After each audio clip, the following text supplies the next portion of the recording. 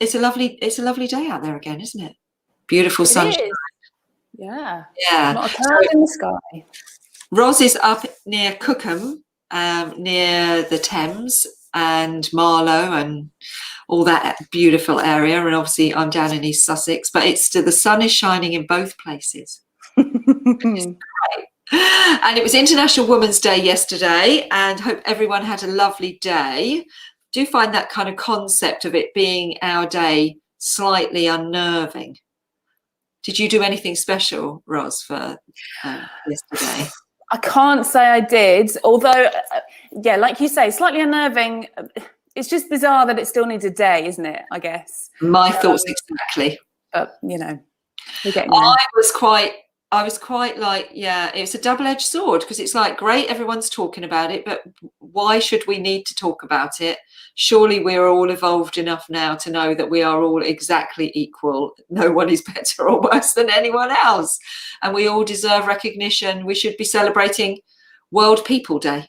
Yeah. But like we were saying, actually, there's a lovely camaraderie, and actually to sort of champion other women doing incredible creative entrepreneurial things is, you know, if there's an excuse to do that, then that's okay in my book. Yeah, right.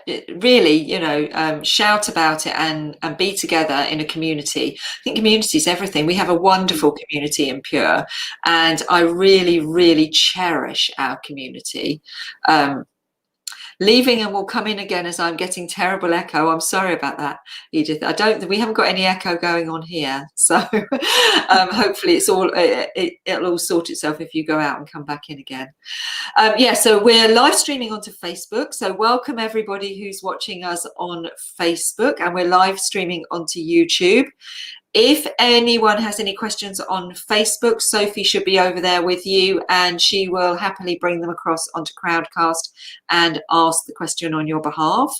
Anyone who's watching in Crowdcast, can you put your questions in the Ask a Question area? So Rosalind is the publisher, editor, writer. What's your official title? Dog's body, tea maker. Everything. Probably official title is co-founder. Co-founder of the homepage, and I'm going to quickly share the homepage with everyone because it is the most beautiful online magazine, and if you haven't seen it, you're in for a treat. Here it is. Look at that. I mean, you open it and it's delicious. It's delicious, isn't it? It's a little bit of gold, a teddy, bit of food. It's very pure, I have to say, Ros. In the way we like to, we're very holistic. We cover everything from business through to food and well-being as well. So no, absolutely beautiful. And this magazine is completely online. Correct, if I'm wrong here. Yeah. And how you get it into your inbox is by filling in your email address here and subscribing. Please send us our privacy policy. You probably don't need that. I'm sure you're very good. But pop your email in there and you will get the magazine directly into your inbox. So absolutely stunning magazine. And I'm going to just chat to Ros now, just a bit about herself, how she came to be co-founder of the magazine. And then we'll go on to the magazine and how the magazine works. So is it your dream job, Ros? Is this what you always wanted to do when you were a little child? Yeah, I think it probably is, actually, strangely. The very first work experience placement that I did when I was an aspiring journalist, and I don't know how old I was, not very old, was at BBC Good Homes magazine. Alongside a lady called Sophie Robinson. So anybody who knows anything about interiors, she's on the telly a lot. She has her own blog, podcast, The Great Indoors. She's brilliant. And that was, the very first work experience placement I had. I did it, I loved it, but I sort of thought, well, I want to hone my writing skills more rather than my stylist skills. So I sort of part that a little bit and then went into news journalism. And then it feels a little bit like I've come full circle, I guess, now talking about homes and interiors again, something that was always a passion. But now I get to write about it, and work. My co-founder Jess Johnson, have to mention her. Absolutely. You know, we work really well together. We are very fortunate that we were colleagues first, and then sort of became friends. And yeah, it's been a steep learning curve, but incredibly enjoyable and rewarding. So you said steep learning curve. What's the most valuable lesson do you think you've learned? I think it's to keep learning. Particularly in the media world, in journalism, it's changed immeasurably since I first started out in 16, 17 years ago. It's really, really changed. And if you don't keep learning and don't keep adapting, then you get left behind. And it's not just in the world of media. I think it's in anything. And it's very easy to sort of say, oh, well, I don't really do that, or no, that's not really my thing, or, you know, I'm not very good at technology. But actually throwing yourself into it and going, well, I can do this. I think that's the most valuable lesson. Just keep learning, keep upskilling, I think is the buzzword, isn't it? But that sort of appetite for learning is really important to keep you sustained. Yeah, I think Carol Dweck's I can't do that yet. The power of yet. I can't do that yet, but I'll give it a go, and then I might be able to do it. Definitely. I love the European approach to life learning, because there is a concept there.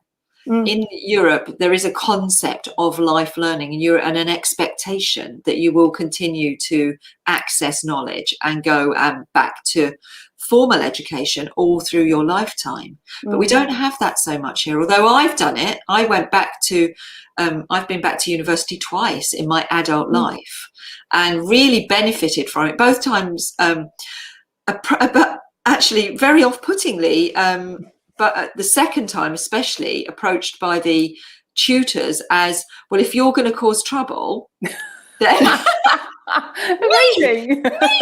Me. If you're going to cause trouble, then, you know, we'll have to ask you to leave. And I was like, I don't intend to cause any trouble. Honestly, really, I know I'm quite forward and quite forthright, but I wasn't intending to cause any trouble. Actually, after a few months, she said to me I was a definite asset. So I was like, good. I think her perception, the tutor's perception, was based on someone who'd gone before. Okay. And obviously had been troublesome. I like to think that anyway. I don't like to think the mere presentation of my face was just trouble. Oh, here she comes. She's going to be here trouble. Comes trouble. Yeah, exactly. I'm sure my mum said that a few times to me. Here comes trouble. Yeah, I think life learning is a really important thing, and open. The great thing about this pandemic has been the amount of opportunities to learn from people all over the world. Have you accessed any learning from someone outside of your expected kind of like remit and area? Yeah, I guess we have. And that's something that Jess and I are very good at, is sort of encouraging each other to take that time to listen to a podcast, watch a seminar, you know, sign up for a masterclass in whatever it is. And that's quite important to us, that we do keep doing that. And like you say, there's so many opportunities to do that online. There are so many free resources that you can tap into that have sort of come into their own, I suppose, over the past year. And I think that will continue, that people want to share knowledge, actually. And yeah, we encourage each other to do that, definitely. I love the idea of just being able to dip into a podcast or a webinar, and even if they're paid for it, I really don't mind if they're you know, paid for it. If you're getting really good value, then you know, that's great. Is there any you can recommend? Have you had a particular? I really love the podcast that Russell Tovey does, I have to say. I love Russell Tovey. Yeah, I do like that one a lot. I was on holiday in Margate last year, actually. I was hoping to bump into him, but no such luck. I love the Up with the Lark podcast, which is hosted by Calandra Orton, who is a business consultant for creatives, actually. She sort of concentrates on what she calls monetizing creativity. So really sort of drilling into the business aspects of it. But obviously she's got a really strong understanding of the creative industries, and her podcast Up with the Lark is great. I highly recommend that. Yes. Everyone have a look at that one. That sounds amazing. We'll pop that one up on our social media as well. And if Sophie, if you can pop it into Facebook for people, that'd be great. Up with the Lark. And what was the lady's name again? She's called Calandra Orton. Calandre. Orton. Orton. Orton. Perfect. As a writer, I do rely heavily on spell check. We all do. It's fine. It's there for. I love the sound of that, because money is a massive, I mean, it's almost as big as that topic about women, that topic about money, because the construct, the way the creative industry is constructed, is that money is kind of like treated as a little bit of a dirty thing, and it's not. It's necessary, it's powerful, you can use it to get you where you want. And I think, you know, the more people talking openly about money as an absolute necessity in life, and there's nothing wrong with it, and as long as you're getting value, pay. Definitely. I'm a great believer. Someone asked me the other day, I was doing a session on money and on submitting to opens, and this guy came on from Cuba talking to people internationally, and he said, I have real problems getting money out of Cuba, and I have a problem with the fact that everything, if you submit to things, they have to be paid for. And I said, well, it's part of the process. You're paying your submission fee, and that means that the people you're now paying for the people to look at your work. You're not paying to get in, you're paying for them to look at it. And then when you get through, then there's another level of payment. I said, but I totally appreciate in your country there is a problem. I can't fix that, sorry. Yeah. Sadly, I can't fix Cuba right today. I'll give it a go tomorrow. I've got some time tomorrow, small window of an hour, I'll see what I can do.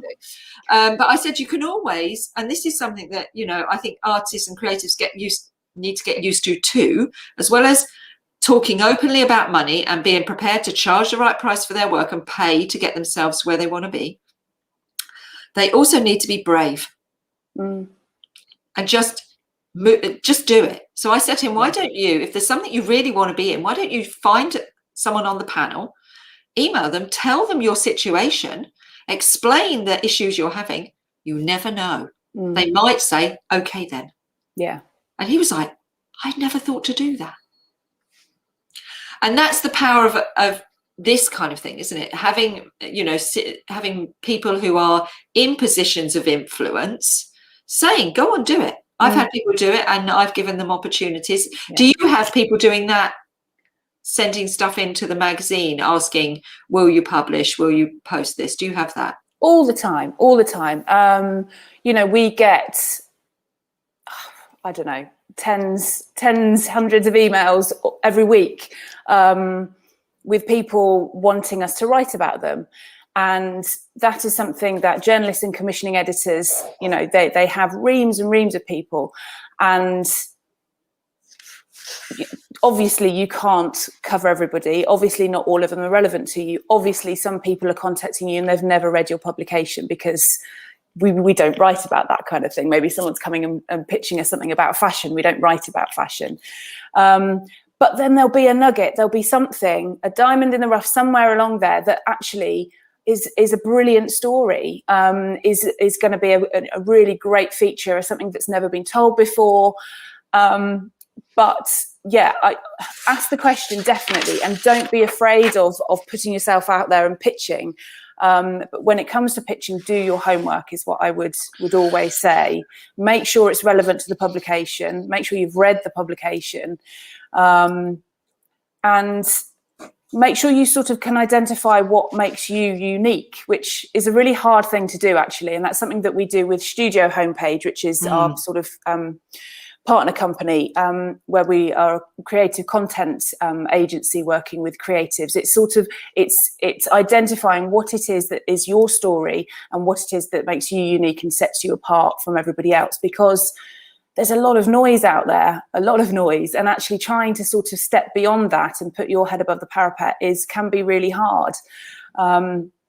and particularly with an increasingly digital world, having a personality is really important. That's something that we help individuals and businesses with when it comes to their sort of written content. But it's exactly the same if you're pitching yourself to a publication. It's identifying what it is that makes you unique, and your story is unique. Nobody else has got your story. I mean, there are loads that's the most valuable thing, isn't it, that we all own, is the right to our own dialogue, our own narrative of our life. Yeah, absolutely. And yes, obviously it might be that you want to just have your exhibition listed in a what's on section, or you might just want a little nib about something. But if if you're looking for a big profile opportunity, a bigger feature, an interview, then actually your story is at the heart of that. I mean, there's loads of things that I could say about writing pictures to magazines. Keep it brief, keep it brief. An individual, don't send an email to a mail at email address, because they will get lost. Seek out the actual person who is going to be commissioning in the bit of the magazine that you're interested in. Is there a kind of like a little format? Because I know I've just done a book pitch, and I spoke to a few people and they said, right, these are you say, this is who you are, this is your audience, this is your book, this is what it's about. And that's it. And that's all you need to do. You don't do any more than that, because they won't read it. Yeah. Is there kind of a bit of a format? Yeah, I guess there is. And I use that same format if I'm working as a freelance journalist and I'm pitching to a commissioning editor. So I would summarize the story in a short paragraph initially, so that they've got a sort of sample headline, they've got the intro to it that sets it out. And then you can literally bullet point underneath. You can bullet point the key details underneath that, and then include images. If you're a creative and you're pitching something that is image heavy, include those images in the main body of the email. Don't make people click onto something else and then click into here and click onto there. Make sure it's there, so that people have got everything in a bite-sized chunk immediately. Then if you've sort of drawn them in from there, then they can click through to your website, or they can contact you for a bit more information. But a paragraph, literally a paragraph. That's really good advice, is to just think about the headline, give a sample headline and a summary, like you would if you were putting it onto an Eventbrite or whatever. You have to come up with a headline that's going to grab people's attention. That's a really good suggestion for people to do if they're writing, pitching into a magazine. I think that thing about send it to a person, and say how you got to know them, I think is really good as well. Oh, I was introduced by so-and-so, or I know so-and-so, or I heard you talking. Heard you on a podcast is always a good one. Yeah. Now, I have a question. Are you receiving any video pitches? I don't think I'm trying to think. We do receive them. Not often, really not often. But it's something that I love. I love it. I mean, it's something that we don't do an awful lot of video on the homepage, and it's not because we don't want to. It's because, or particularly over the past year, obviously it's been very hard to do that. If you have got video that's already available that you've produced, or you've got an external person to produce, that is a massive asset. There are so many online publications that are crying out for that content, so definitely include that. Yeah, because we've done a lot of helping and encouraging our artists to create small videos, 2 minutes videos of them working in their studio. And I just thought, as you're an online magazine and as the world has gone digital, surely magazines must be looking for this digital content. And I wondered if there were that many people sending it in. So no, not very many at all. No. There you are, guys. So if you're watching, top tip. It's such beautiful content to use. It's already made, and we all like things that are easy to drop in to our websites. I'm constantly asking, when I send out the interview questions for the pre-runner on these broadcasts, I say, send me a video, and no one is doing it. And I'm like, you're mad. You're all mad. Send me a video. Get on. It's so easy to do as well. You don't have to have any fancy cameras. You can just do it on Zoom. Just set yourself up a personal Zoom, face to camera, just talk, do it round and press record. Remember to press record. Top tip. I've done that once. Don't press record. Well, we all have. I've done that with my dictaphone in big interviews. We've all done it. We have. So videos, that's great. That'd be, because these guys who are watching should all have 2-minute, 10-minute and, you know, hour and half an hour videos available, and they do a headline and send it off. And that's such a lovely piece of content for a magazine. So there you go. You heard it from Ros. She's not receiving many of them. Get them in. Get them in. But I think that personality is so important, because people do invest in people. The way that people shop these days, I think, has changed massively in the past year. People are being a lot more mindful of the businesses that they are purchasing from, and especially with something creative, you know, with a piece of artwork, it's so emotive that you are investing in the person that's created that, not just the way that it looks. And so that's, again, that's something that we do a lot with at the studio homepage, is just sort of eking out what the story of your brand is, what your brand personality is, what your tone of voice should be. Because often creatives have amazing visuals, don't struggle on that part, but actually it's not backed up with a strong voice. And that's what can really elevate your brand and make you, like we say, step out of the noise and stick your head above it. Yeah, those artists who you see who are really, you know, up there, they've got a very clear artist statement. They've got a bio. They've got a very clear voice. And that voice is not just the words you put on the paper, as you say. It's the colours and tones that come through from their artwork that they put into their branding on their website, and they put into their all their printed collateral as well, you know, when they're leaving cards and business cards, or we've been advocating them doing actual cards of their artwork and sending those because with all their information on, because that's a beautiful way for someone to actually share that information on, a lovely marketing tool. So yeah, it is all that brand voice and getting clarity. So going back to the homepage, and then we'll move on to the studio homepage. What's your vision and your mission with that publication? Because it's quite new, isn't it? Yeah, we launched in January 2019. Let's think about that. It had been sort of thought through for a long time before we actually launched it.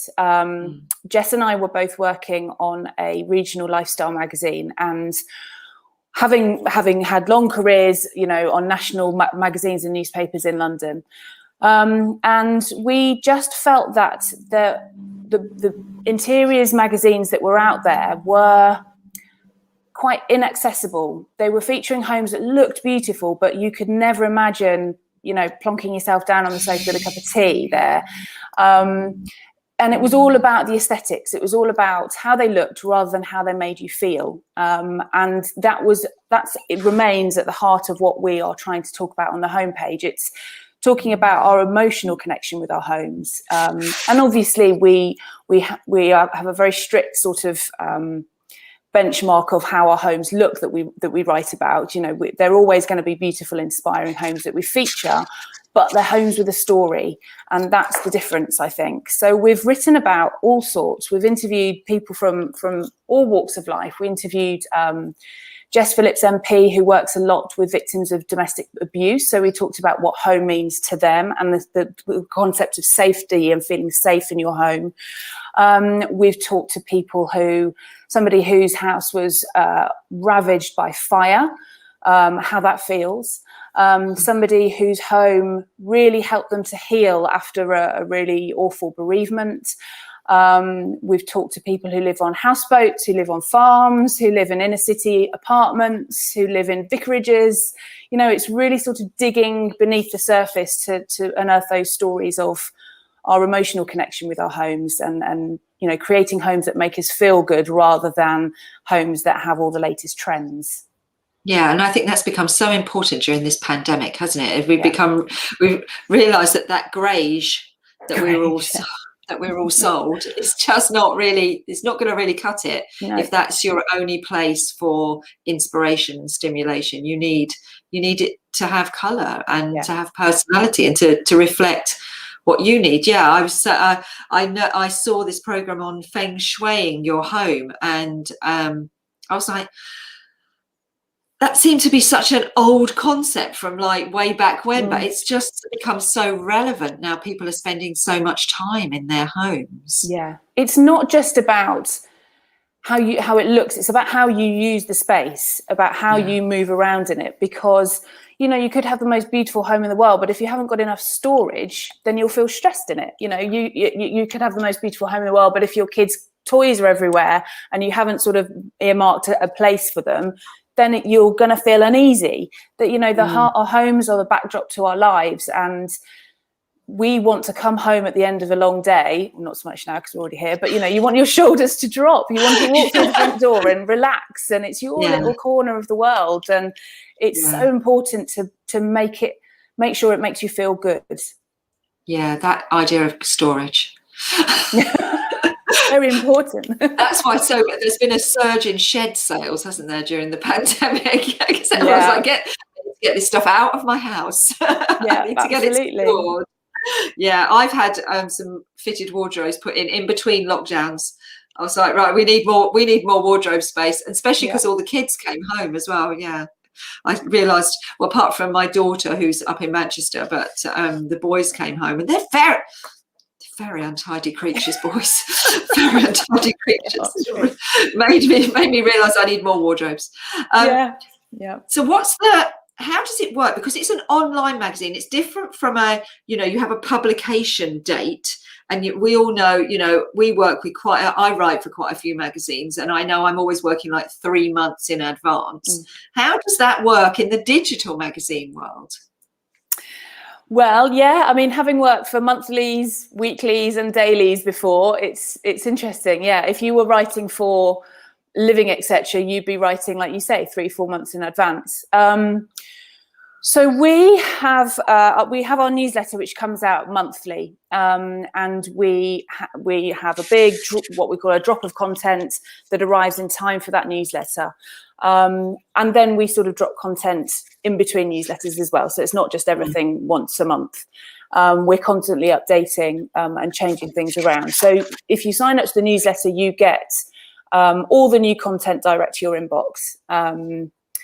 And then you can go onto the website, and the website's almost like a sort of all our back issues, I suppose. So all our previous features are available on there as well. So, because we're not a news site, a lot of the content that we produce is quite timeless. It's what you call evergreen content. Exactly. So, whereas with a lot of news websites, it's literally churning. That's not what we are, what we were about. And actually, when we set up the homepage, this whole idea of how our homes make us feel and the way that they should make us feel, we wanted to translate that into the magazine. So if we were constantly churning, to us, that's not that sort of feeling of calm and that you would get from your home. So everything that we do on the homepage is connected back to feeling comforted, feeling cocooned, feeling relaxed, feeling at ease. And that's how that was our starting point for everything that we then produced. So it's sort of slow content, but it's content that's always updated, if that makes sense. I love that. So it's evergreen, but continually blooming. That's nice. Yeah, there you go. Evergreen, but always in bud, ready to bloom. Yeah. And I mean, I would really encourage people to go and have a look. There's a button at the bottom of here saying visit the homepage. Go and have a look, because there is some amazing content in there, and really inspiring stories as well. Really, and reading the stories helps you understand how, if you wanted to pitch to a magazine such as this, how you would go about it, which I think is really important. You have to be connected to the person who you're sending your content into. So there's no specific lead times as such. People can kind of send you stuff anytime. Absolutely. I mean, we will then schedule it, but send it. You don't. It's not like you have to get a pitch in on a Thursday for a meeting on the Friday. I think that's the beauty, isn't it, of a digital evergreen platform, very similar to what we do. Who are the people who would mainly who's your audience, I suppose, is the basic question there. Who's the people who are reading it? Who's your audience? Being blunt. Who's our audience? It's predominantly female.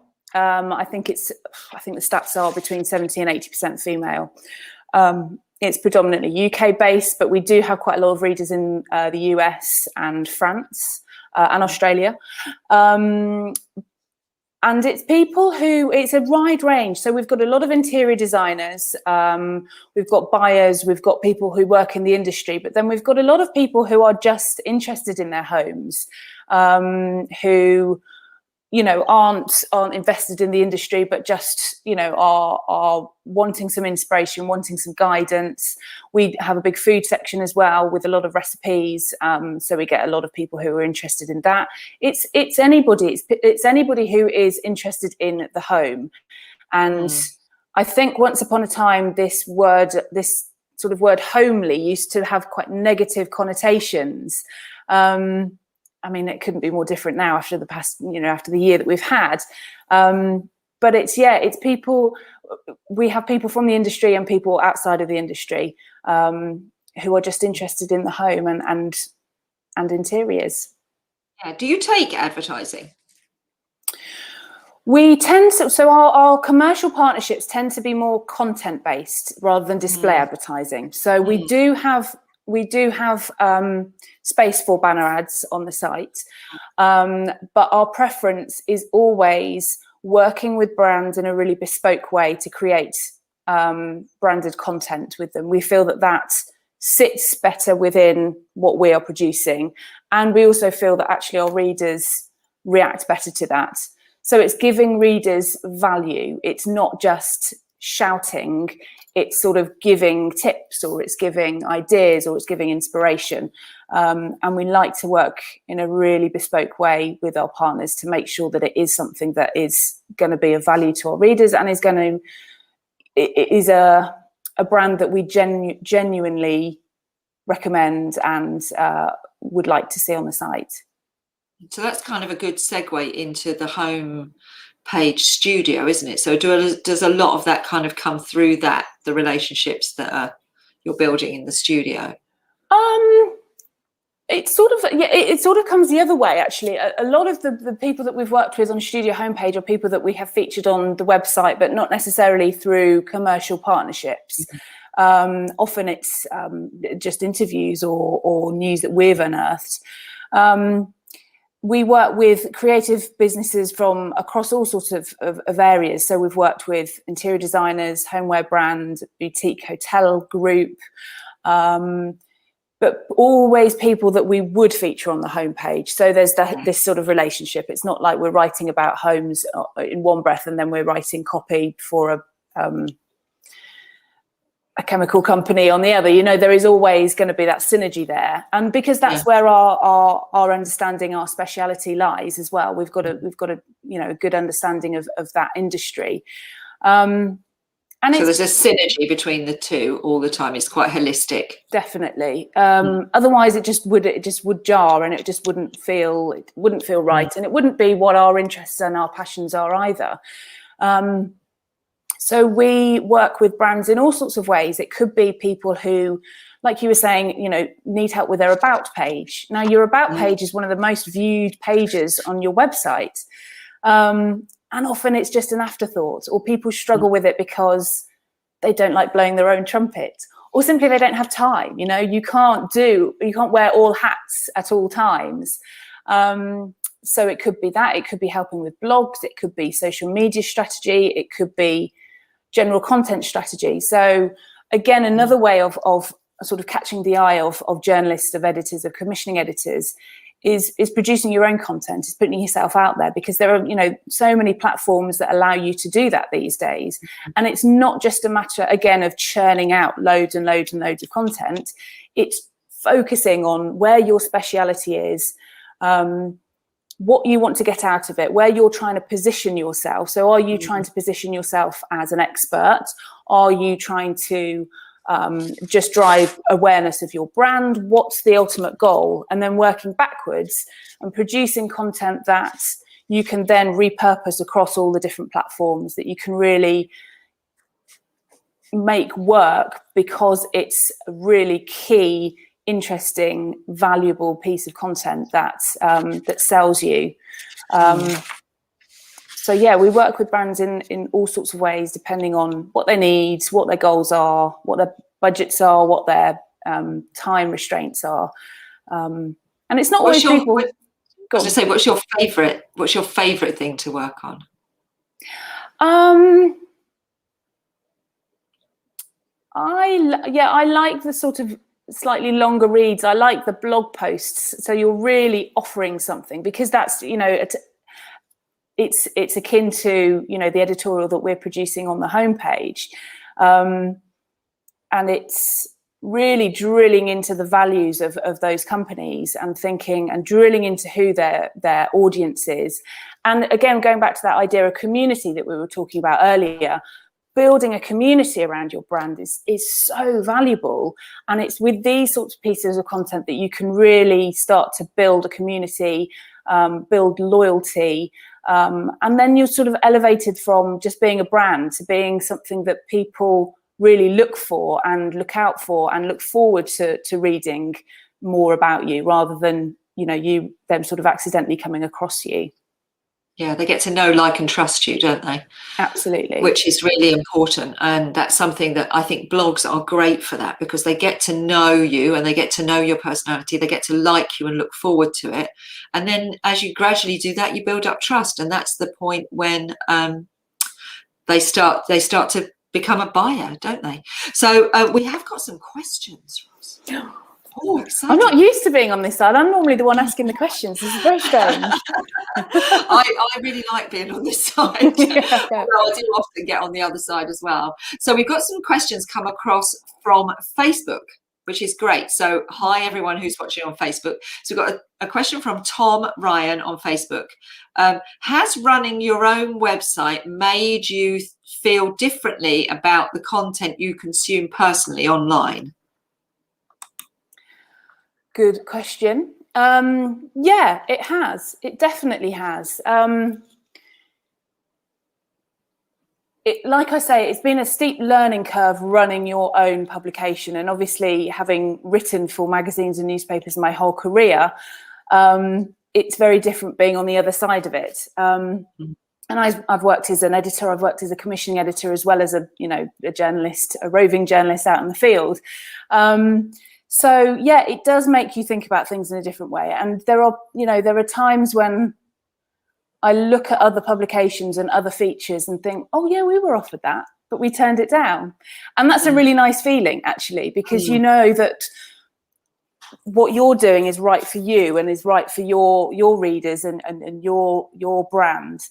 And you have to be really single-minded about what that is, because you can't be all things to all people all of the time.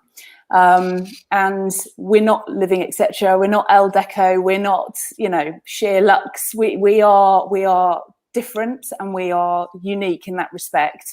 Mm-hmm. And yeah, you just have to be single-minded about what is right for you and your publication. And then that means that people really invest in you and they know what to expect from you. We now have people going, oh, that's a really homepage home, that's a really homepage looking interior, and that is just brilliant. That's what we have always wanted to strive for, that people know it's us.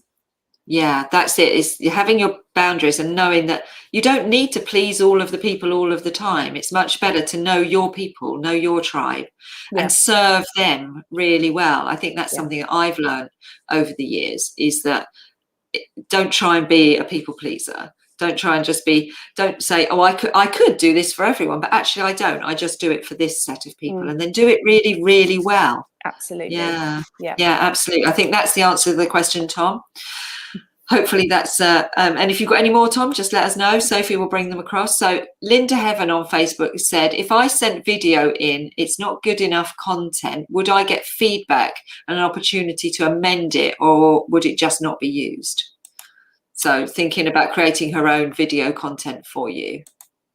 I would certainly give feedback. It may be that actually a topic that we wouldn't cover. It may be that it's not a style that is not our particular style, or it may be that it's, you know, like you say, it might be video that's not good enough, high enough quality. It's not necessarily a quality issue all the time if you are turned down for a story. It could just be that it's not a particular niche that publication writes about.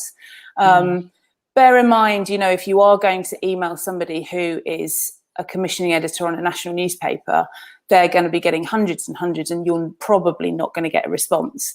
Obviously, now if you're emailing me, I will give you a response, and I do always try to give feedback, whether that's just a couple of lines saying, actually, on this occasion, it's a story that we've featured really recently that's similar, so we're not going to cover it now, but thank you. Or it might be, your house is beautiful, but it's not quite the right style that we cover. Perhaps you might want to, you know, consider pitching to these X, Y, and Z magazine. I think that's courteous, and I do always try to do that. Yeah, as you say, though, some of the bigger publications might not. But what I would say is if you've sent it in and you don't get a response, there is absolutely nothing wrong with sending a follow-up email. Definitely. And if you do get a response that's just a no, then there is absolutely no reason, again, why you can't go back and say, if you have the time, obviously being really polite and really humble, if you have the time, I would really appreciate and value some feedback. You might get it or you might not, but if you don't ask, you don't get. Definitely. And do chase. I mean, don't pester. There's a fine line, but there is. Things get lost. You know, we get so many emails all the time. Things do get lost. Give them a few days or give them a week or whatever, and then just send another, like you say, courteous, polite email saying, just in case you haven't seen it. Don't be afraid to do that. Yeah, absolutely. I think, as you say, chasing. We're all busy. I mean, I get while we're doing this, I will have received probably about 150 emails into my inbox, and I do my absolute best, but occasionally I will miss one, and it won't be and it's not personal. Yeah. I just, you know, I do my absolute best. We have a team who are, you know, as everyone knows, but sometimes we miss stuff. You know, that's human. You know, we're just humans. Yeah. We're humans doing the best we can. So there's absolutely no reason why you can't be brave and a little bit vulnerable, as Brené Brown would say, and just send another email. And then actually, sometimes you could pick up the phone and ring if there's a phone number. And I've done that on occasion when I've been really invested in something and I really need it. I've picked up the phone, and you'll be really surprised how often the person actually picks up the phone, and you go, thanks for calling. LinkedIn is another great way of contacting people. And Twitter for journalists. Do you use Twitter, Ros? I do use Twitter, but not as much these days. I actually tend to use Instagram a lot more these days. The homepage isn't on Twitter. We're on Instagram and Facebook. And that was a conscious decision because there's two of us and we didn't want to spread ourselves too thinly. You know, we wanted to do channels that we felt were the most relevant and that we could actually, that were manageable. But Instagram for us, and I would say probably for creative industries, for really visual brands, Instagram is a great platform. I would, definitely recommend setting up on there because, and also, like you say, journalists are trying to find stories on social media all the time. So if you're putting yourself across on social media with your video, you know, you can put your videos up there, you can share your blog posts up there, you can direct people to your website there. Definitely get involved. Yeah, Linktree. We use Linktree, and you can put videos in Linktree now, which is great. So you can do your Linktree, which is free, or you can go onto the paid ones if you want to go really fancy, have like fancy background colours and such like. You don't need to, but you can actually put video into Linktree so that you can send it as a link and people click on it and they can see everything. And that's a really great thing to add to your bio in Instagram as well, because you can literally direct people like a website through Linktree, which is really cool. So there's so many tools available. It's picking the ones that are right for you. And it's also remembering that, you know, they're called social networks for a reason. They're networks, they're not notice boards. So you get out what you put in. If you are, there's a great quote that I can't remember off the top of my head now. Is something like content marketing is like going on a first date. If you only talk about yourself, you're never going to get a second date. So it's really important to not just put yourself out there and talk about what you're up to, but, contact other people, comment on other pictures, comment on other people, seek out like-minded individuals or creatives, and use it as a network, not just a sounding board, not just a notice board. Yeah, it's a social platform, so you have to be sociable, and you have to it's there to build relationships with, which then you can turn into something else off the platform. So it's always best to get those relationships off the platform into an email or telephone call, and then convert them into something else. So we've got a couple more questions, which is great. What are your top tips for a good video for a magazine such as yours? I think one of the key things is length. Again, thinking about the attention span that people have when they go online. It's often quite short. You'd be surprised. While you may feel that you have an hour's worth of stuff to talk about, realistically, majority of people are going to switch off after 10 minutes. So you really should be succinct about it. I think that is really, really important. And that comes with, that's a really hard thing to do. As a journalist, writing a long form piece is so much easier than writing short, concise things. But actually, it's something that we are trained to do, and that's where the sort of the skill comes into it. So length, I would definitely say, is important. And I also think that actually you shouldn't worry too much about quality to a certain extent. You don't have to necessarily get a full bells and whistles production company coming in and doing your video for you. Especially now, people are so used to a bit more of a homemade, organic approach, I suppose. Over the past year, we've glimpsed into people's homes, and we've seen people on video more than we ever have before. And I'm not on any fancy setup. I've just got my laptop here. So doesn't necessarily obviously think about the basics like lighting and framing and all the rest of it. But don't get too hung up on it being a really slick production. Yeah, absolutely. So I would suggest there's the 45-minute, 2-minute, 10-minute. You can only do something like we do here as an hour if you've got a really engaged audience. Once you've got a really engaged audience, they'll stay for 2 hours if you want them to, but you can't exploit that. So if it's something that's the first time that the person is engaging with you, then 45 seconds is what they do on Instagram, and then they go to 2 minutes. And so then they do that for a reason. They know their stats, they know their data. They've got more data than any of us, these social media platforms. So that's a intelligent route to follow, is 2 minutes. And then 10 minutes, I think, is a very good, kind of stop point for something that's new to somebody. As you say, that their first encounter with you, no more than 10 minutes is I personally love seeing all the videos where the husband walks across the floor or the cat jumps on their head. That just makes it even more entertaining for me. Definitely. Our relationship with our colleagues and contacts has changed so much over the past year. It's become more personal because you've seen inside people's homes. You've seen what they've got hanging on their wall, or who's walking through the background, or the cat that jumps up in the middle of a call. And there's nothing wrong with that. It's nice. It's changed the landscape a bit. Exactly. Dog barks. Amazon man comes to deliver something. I'm surprised my cat hasn't done a cameo. It all goes on. And the final question: do you know what times of day and for how long your readers look at the homepage? Oh, digging into the stats, Fran. We do. We have all of this. Yes, I've strangely become a bit of a stats geek, actually. Something I never thought I'd be, but. Yes, we know all of this. There are. Well, we use Google Analytics a lot. And that's something that is really important, both on social media and if you've got an online publication or an online platform, is to look at those stats and see where your readers are coming from, see how they're finding you, see, like you say, what time they're online, what time they're looking at you.